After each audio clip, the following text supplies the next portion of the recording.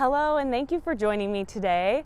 I am here at our outdoor park in my town that I live in, and I just finished teaching a 20-minute bar and 20-minute yoga class live on Facebook this morning, and I'm excited to share with you really through my experiences of doing live classes and pre-recorded classes what I've learned personally through my experience when I've rewatched those classes or I've observed other instructors teaching, and in what I've been taking in these past few weeks from all of the amazing educational providers in the fitness industry as they've been sharing what you need to do and what you should work on when it comes to providing the best experience as far as cueing and communicating and creating community with your members and your new online community through cueing, and the American Council on Exercise, the SCW company, Club Industry has done a great job.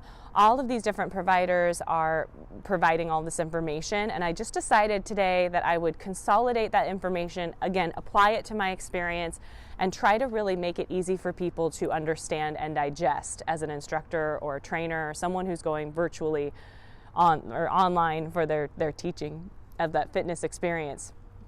So first I want to identify, I love how ACE segments out or categorizes the different ways people learn and the way they digest information. So people learn visually, and like some people will say they're better visual learners, or they're better listeners, or they're better at feeling the exercises or actually doing them. But everyone has a little piece of these things. So these are the three things that ACE provides: is visual, as I mentioned a second ago, feeling or kinesthetic, so what they're feeling around them in the environment or what they're actually feeling in their body.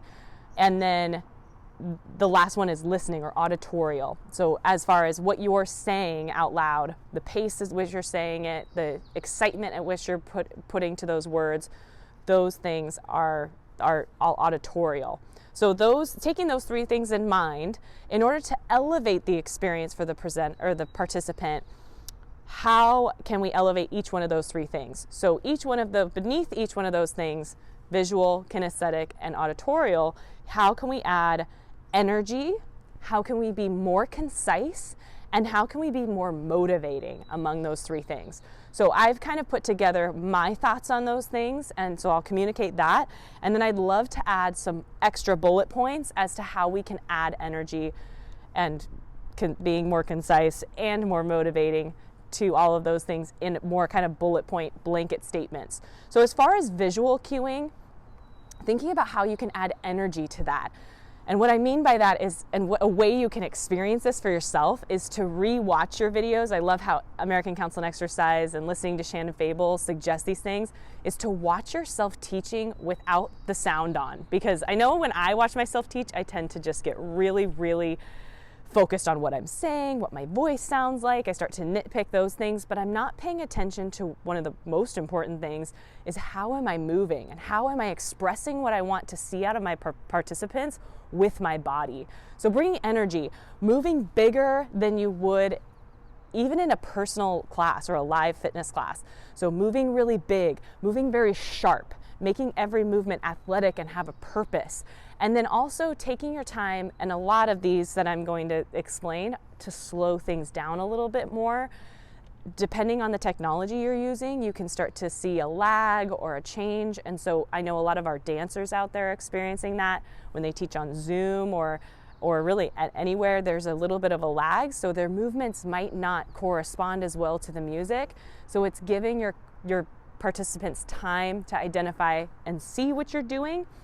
Give that extra energy, give that extra sharpness, and then you also need to make sure that your form is perfect. Your form needs to be, to begin with, in your live classes, that should have been this way, but your form should be absolutely outstanding. So choose exercises that help your body look and move well as well. Don't choose exercises that you break down and tend to not do the best form in. Be smart about that. Be strategic about that. As you get better at those movements, then you can start teaching them and showing them. So energy, adding energy and excitement to those movements. And then being concise with your movements is that sharpness and then potentially pointing to body parts as you move them, as you over exaggerate. If you want their chest to be open, really reaching those shoulders back, opening up the chest, feeling certain muscles, pointing to certain muscles, being concise about what you're speaking about. And then motivating is that energy, is that sharpness, is that if you're jumping and you want them to jump really high, you need to jump really, really high. So give them that excitement, that extra intensity, that extra energy. If it's more of a flexibility class, give them those options, but also show those options. So don't just take the time to be like, oh, if you want to be on your knees, then you can be on your knees. Show them what that looks like. Give them that visual. Even if it's just for a brief moment, they deserve that. So that's our visual, how we can bring energy, how we can be more concise, and then how can we be more motivating. I would also like to add to that eye contact. How can you elevate your camera so it's at a good place that you can focus on your participants and look at the camera as you speak to them?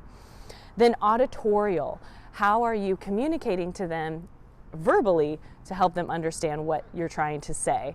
So energy, how can you add energy to the way you're speaking? Its intonation is very helpful. So adding some peaks and valleys to what you say, potentially stopping your speaking. That's something I really need to work on. Giving them a moment to just be quiet and let them feel the movement and move for themselves rather than just listening to you go on and on, because they are going to tune that out. They are going to turn that off. And then with that being concise, also slowing down, really slowing down what you're saying, and then potentially, on energy, bringing up and down the volume, bringing in and out or pauses and then not pausing, and then also being quieter and then being louder. It shouldn't just always be super quiet or always be super loud. Where is there some change in that? And they'll pay attention to you more the more they hear those differences happening. So now being concise, like I said, so slowing down, being very specific with your words instead of being all over the place on what you're focusing on. So being very specific of telling them where they should feel it in the upper half of their body, then moving to the middle half of their body, then moving to the lower, or going the opposite direction, being concise about those sections of body parts.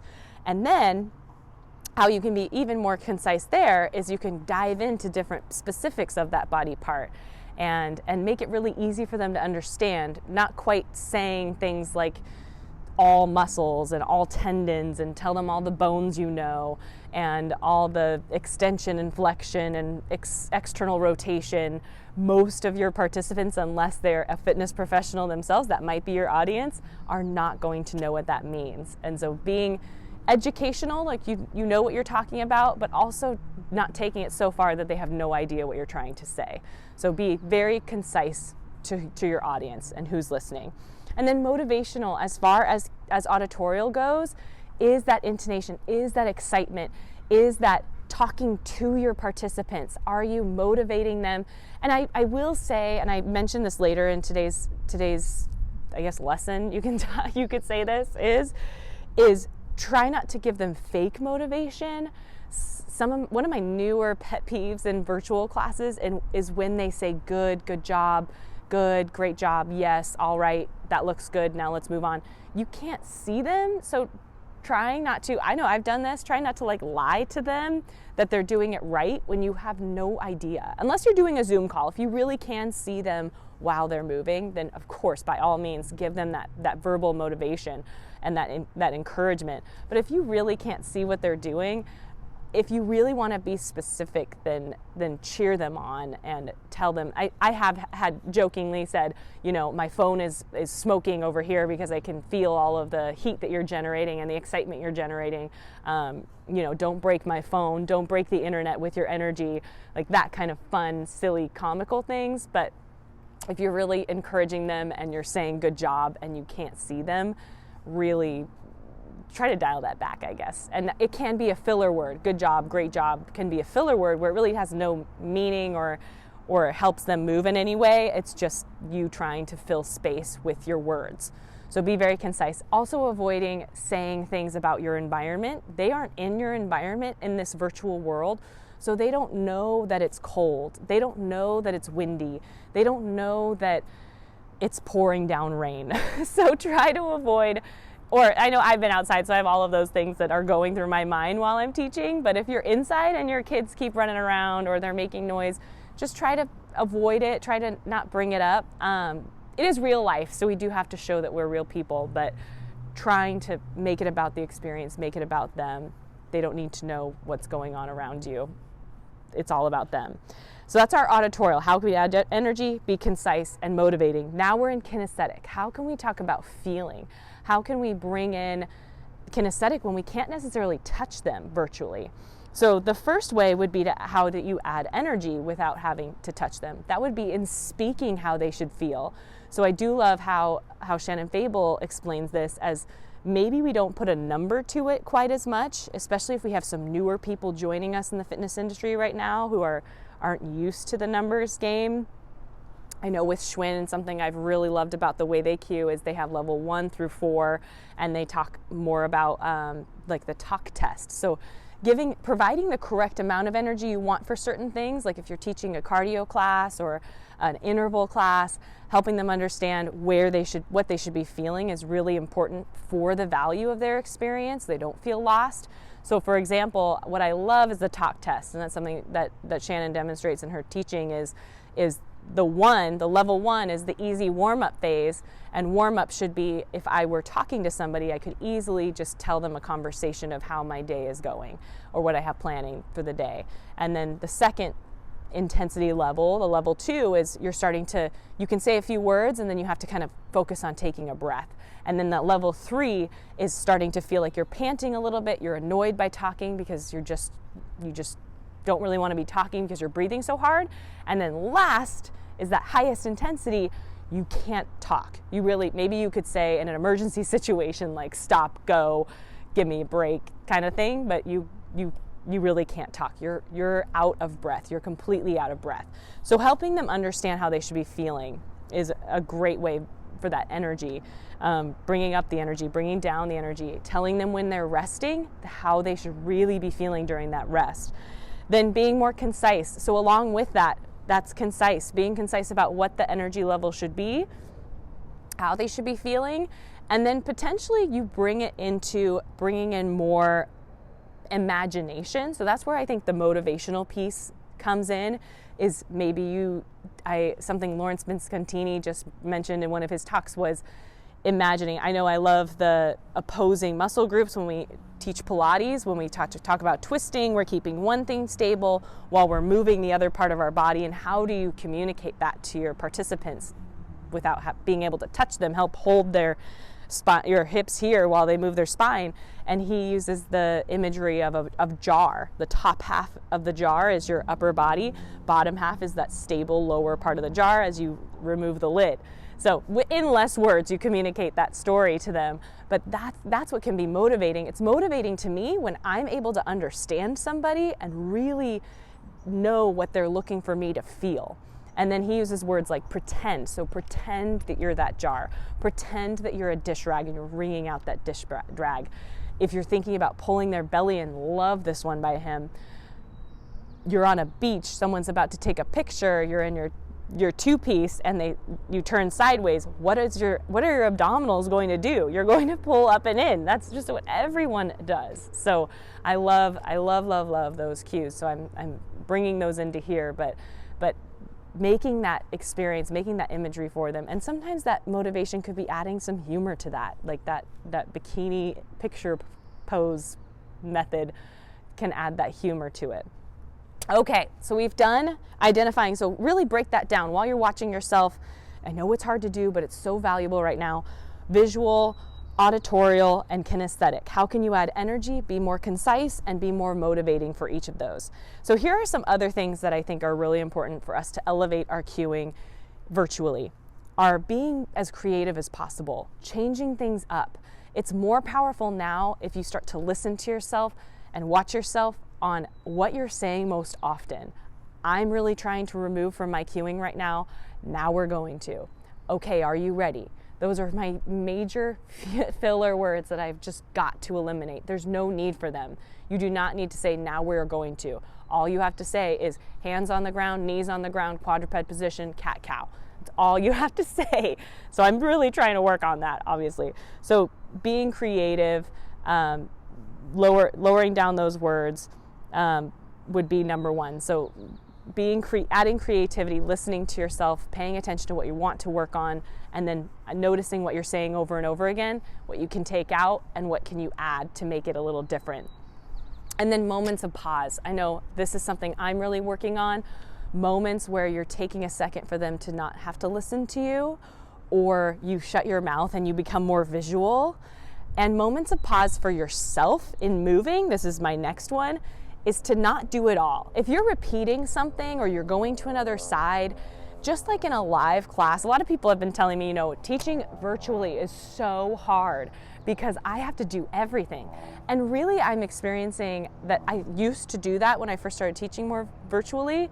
And now I'm realizing how valuable I could take time when I'm repeating something to get close to the camera and to point at people in my imaginary participants and to give them a little extra attention. Especially maybe we're resting, I like to take that time to get on one knee, get down to their level even more, and talk to them for a second, do a little pep talk. So take moments of pause, in your speaking, take moments of pause for yourself. You should not be out of breath during your class. This still is not your workout as an instructor. So you need to be in charge of who's watching you and how you're taking care of them. How are you there for them? And then I do have to say, as much as I had said, don't do the fake cheerleading. That's where that connection can happen. So fake cheerleading is something I'd mentioned in auditorial. Avoid those goods, greats, awesome job that you're just filling in words. So really be careful with that because it can kind of get annoying. And then filler words, really working on those filler words. I have that in my notes, but I've already talked about that.